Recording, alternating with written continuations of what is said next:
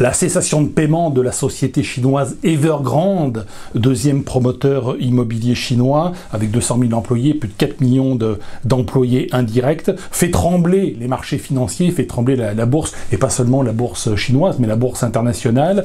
Il faut dire que Evergrande a aujourd'hui plus de 304 milliards de dollars américains de dettes, dont 37 milliards de dollars à rembourser dès 2022, et plus de 630 millions de dollars à rembourser d'ici la fin de l'année 2021, et cette société Evergrande ne rembourse pour l'instant que ses fournisseurs chinois et ne rembourse pas les étrangers. Alors cette faillite d'Evergrande et de la faillite à sa suite de l'ensemble des promoteurs chinois est liée à la mesure prise par le gouvernement chinois d'interdire les ventes de logements avant qu'ils ne soient livrés, puisque là, il y avait une spéculation qui avait été mise en place qui permettait effectivement aux promoteurs de vendre avant même la livraison des logements, ce qui permettait à un certain nombre de spéculateurs d'acheter un logement sans qu'il soit encore construit, le revendre, un deuxième qui revendait un troisième, qui revendait un quatrième, et ainsi de suite, et chacun faisant sa petite plus-value avant même que les logements ne soient construits. Il y a en Chine aujourd'hui plus de 90 millions de logements vides. C'est pour ça que le gouvernement chinois met un terme à cette bulle immobilière qui va avoir des conséquences cataclysmiques, pas forcément pour la Chine, et on va y revenir, mais pour le reste du monde. Donc la faillite d'Evergrande va-t-elle être le nouveau Lehman Brothers qui avait enclenché la crise des subprimes aux États-Unis en 2008, ou va-t-elle être le nouveau Covid-19 qui lui aussi venait de Chine début 2020, fin 2019. C'est la question du jour, c'est le sujet du jour, c'est parti.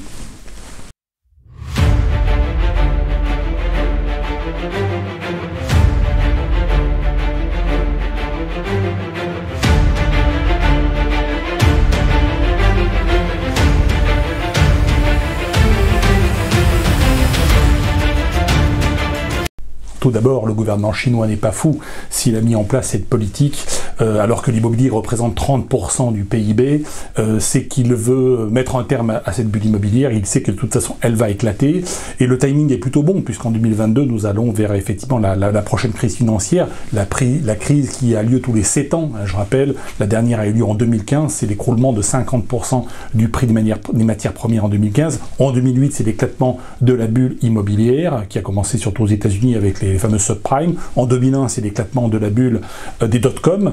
En 94, c'était l'éclatement de la bulle obligataire. En 87, l'éclatement de la bulle boursière, la plus grande bulle boursière qui éclate de toute l'histoire en 1987. En 1980, c'est l'effondrement effectivement du cours du dollar, donc les taux d'intérêt américains qui montent jusqu'à 20% de taux de base bancaire en 80, et puis la flambée de l'or. Et puis en 73, vous avez effectivement cet écroulement du dollar lié à la non-convertibilité en or du dollar décrété le 15 août 1971 par Richard Nixon, mais qui a des effets véritablement, le flottement du dollar commence véritablement dans la crise de 73 qui sera vue aussi comme une crise pétrolière, puisque les prix du pétrole exprimés en dollars sont multipliés par 10, de même que les cours de l'or qui de 73 à 80 vont passer de 35 $ l'once à plus de 700 $ l'once en 1980. Donc tous les 7 ans, vous avez une crise un petit peu systémique mondiale. La prochaine, ce sera 2022, la crise inflationniste mondiale. Effectivement, donc l'inflation qui aura lieu aussi en Chine, mais c'est vrai que cet éclatement de la bulle immobilière en Chine arrive au bon moment, puisque l'État chinois va voler au secours naturellement de ses banques et des sociétés chinoises. Ce sont les étrangers qui vont payer la note, qui eux ne seront pas remboursés. Donc les imbéciles qui ont investi en Chine, les entreprises occidentales, japonaises, américaines, européennes, seront ruinés du fait de l'insolvabilité d'un nombre croissant d'entreprises chinoises. Par contre, les entreprises chinoises, elles seront sauvées, entre guillemets, par l'État chinois. C'est le but de la manœuvre, c'est le but de l'opération. Donc le gouvernement chinois n'est pas fou lorsqu'il a mis en place cette réglementation visant à interdire les ventes à découvert, si j'ose dire, les ventes avant livraison des biens immobiliers. Ce qui effectivement va provoquer une très grave crise, mais qui va être très limitée en Chine. On peut faire la comparaison avec la crise du coronavirus, qui effectivement a démarré en Chine, a été très rapidement circonscrite, mais qui a permis de mettre en place en Chine le fameux passeport sanitaire qui a été inventé en Chine, qui permet de tracer les déplacements de tous les Chinois. Et ben nous avons c'est un système qui a été exporté dans tout l'ensemble des pays occidentaux. Aujourd'hui, ce passeport sanitaire est intégralement répandu en Europe, aux États-Unis, ce qui permet de tracer l'ensemble de la population. Et de la même manière, effectivement, cette nationalisation de l'économie, donc le rachat par l'État des actions, des obligations, il va se faire au niveau de la Chine, mais il va se faire aussi en Europe, il va se faire aux États-Unis, de manière à éviter à ce que l'économie s'écroule complètement. Donc quelque part, l'État crée des problèmes et résout le problème en nationalisant tout.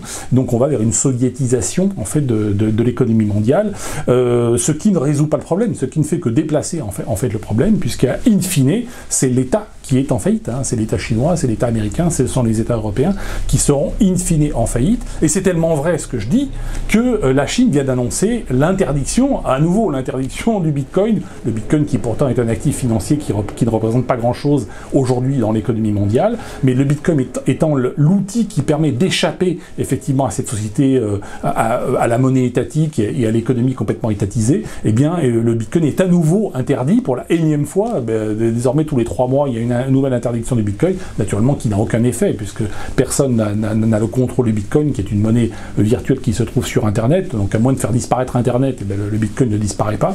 Donc nouvelle interdiction du Bitcoin en Chine. Ce qui est très intéressant aussi au niveau des placements financiers, je viens d'apprendre que Bruno Le Maire, dans sa déclaration de patrimoine, n'a pas d'assurance vie, alors que les Français ont investi pour 1700 milliards d'euros en assurance vie, c'est-à-dire qu'ils ont prêté de l'argent à l'État français, mais aussi aux autres États européens, États qui ne rembourseront naturellement jamais leur dette.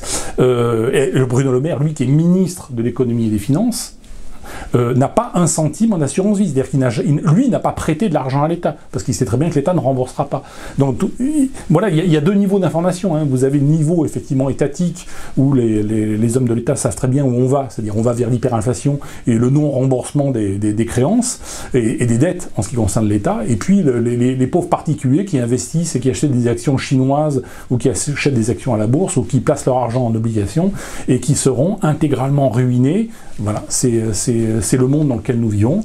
Donc il faut être très conscient de ce qui se passe. 2022, la prochaine crise se déclenche en 2022. Elle aura des répercussions politiques, parce que l'hyperinflation, je le rappelle au niveau historique, en Europe, a créé pendant les années 20, pendant les années 30, l'arrivée au pouvoir de régimes totalitaires en Autriche, en Hongrie, et puis bien sûr en Allemagne avec Hitler. Donc c'est effectivement, les mêmes causes provoquant les mêmes effets, nous aurons ces phénomènes similaires aux États-Unis, en Europe. En Chine, on a déjà une dictature, donc quelque part, l'inflation va ne faire que renforcer la dictature, et puis dans les pays occidentaux, eh bien, ça sera malheureusement l'avènement de régimes néo-dictatoriaux. Alors, quelle forme prendront-ils? Est-ce qu'ils seront des régimes plutôt internationalistes, plutôt mondialistes, plutôt identitaires? Ça, on ne sait pas encore très bien, et en tout état de cause, les Bruno Le Maire, les Macron ne maîtrisent rien, ils ne font que surfer sur la réalité, ils essaient de s'adapter à la réalité, mais ils ne contrôlent pas la situation. Donc la situation peut évoluer, peut basculer dans un sens ou dans l'autre, d'où l'importance effectivement d'être très conscient, économiquement et politiquement parlant, de la situation dans laquelle nous sommes. On parle aujourd'hui beaucoup des élections présidentielles, moi-même j'ai fait beaucoup de vidéos sur l'élection présidentielle française, mais il faut bien avoir conscience que ce n'est qu'un divertissement, et que la politique fondamentalement ne se décide pas à l'Élysée, et ne se décide pas au niveau gouvernemental, mais à des niveaux beaucoup plus profonds et beaucoup plus fondamentaux. Il faut être très conscient de cela, même si effectivement les débats intellectuels dans le cadre d'élections ou dans le cadre d'événements quelconques sont toujours intéressants, d'y participer, de prendre position et de pas être systématiquement en décalage, et je suis pas sur ma tour d'ivoire, je n'ai pas la science infuse, je peux me tromper, mais je vois les choses avec quand même un certain réalisme.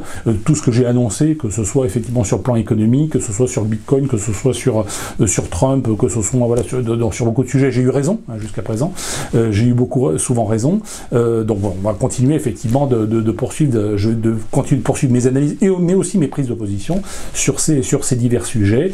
Je reviendrai vers vous bien sûr sur cette crise qui s'annonce tout à fait cataclysmique en 2022. Certains disent que ça sera la dernière, ça sera l'explosion finale. Bon, on verra ce qu'il en sera. En tout cas, elle se profile à l'horizon, elle arrive, mais bon, elle était prévue, nous l'avons parfaitement anticipé, et naturellement, financièrement parlant, nous allons en bénéficier, puisque nous l'avons anticipé. Donc voilà, merci à toutes et à tous, et je vous dis à bientôt.